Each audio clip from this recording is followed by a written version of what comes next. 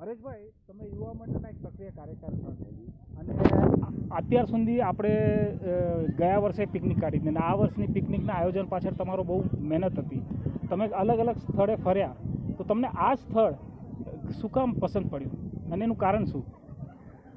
જય વંદે માતરમ, જય લક્ષ્મીનારાયણ, જય સનાતન.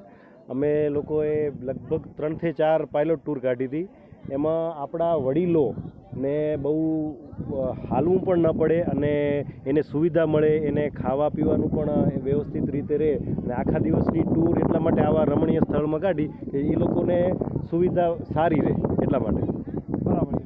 સવારનો જે નાસ્તો હતો, મેં ઘણા બધા વડીલોને પૂછ્યું અને મારો પોતાનો અનુભવ શેર કર્યો છે કે આવો નાસ્તો જિંદગીમાં ક્યારેય નહીં ખાધો હોય. સવારના મીઠાઈ અને બધા ટાઈપની અલગ અલગ ઓપ્શન હતા. તો એ તમે નાસ્તો સેટ કર્યો હતો કે એ લોકોનો જ હતું? ના, નાસ્તો થોડોક અમે સેટ કરાવ્યો હતો ને એ લોકોએ પણ સારું એવું આપને કીધું હતું કે તમે આવી રીતે વડીલો માટે ટૂર કાઢો છો તો અમે તમને સ્પેશિયલ થોડુંક આપશું જ.